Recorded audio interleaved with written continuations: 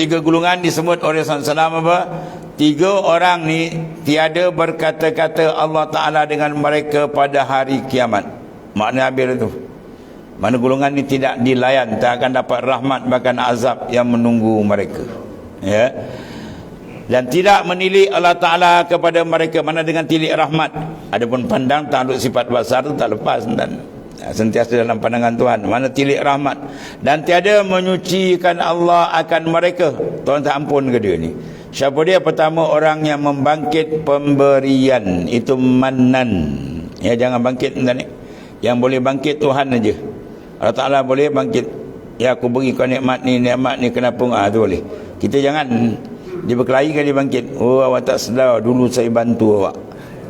Dulu saya bagi awak susah, dulu saya bagi awak RM1. Oh, RM1 ni banyak. Ya, bila dia bangkit aja, maknanya apa? Pertama apa? Membatalkan keikhlasan dia. Ya, merobakkan bab penyakit pergaduhan, macam-macam berlaku lah dia bangkit. Jangan maknanya membangkit bil atiyah dengan pemberian. Dia banyak bangkit. Aku dah bagi projek begini, kau tak undi aku gitu. Sama lah tu. Kau bagi tak ikhlas padan pun. Arwah tunggu pula jawab tu kan. Dia bagi gula, kita kacau. Kan? Dia bagi, kita ambil. Bila undi, kita undi bulai. Oh, marah dia. Kau bagi, ambil lah. Kan? Itu hak kita. Kemudian al-mumfik sil'ah. Keduanya orang yang melakukan perniagaan dengan bersumpah. Oh, dia punya sumpah bergasap. Wallahi, wallahi. Tapi bohong. Semua yang disumpah itu adalah pendustaan belaka. Maka itu menyakiti orang yang membeli tadi, haram hukum dia. Kemudian wal musbil izarah. Ketiga, orang yang menghulurkan, melabuhkan akan pakaian kerana bermegah-megah.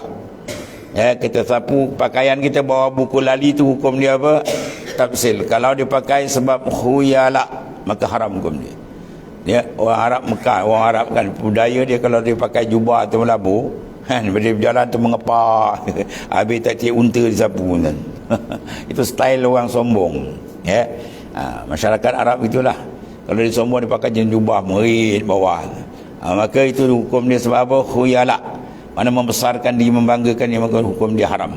Kalau dipakai tadi macam tu, bawa buku lali tapi tak ada kasat apa, maka Imam Mazhab, Imam Syafi'i kita makruh. Makruh memakai pakaian di bawah buku lali itu. Sebab tu maknanya pakai atas. Itu lambang ketawadukan. Ya, habis.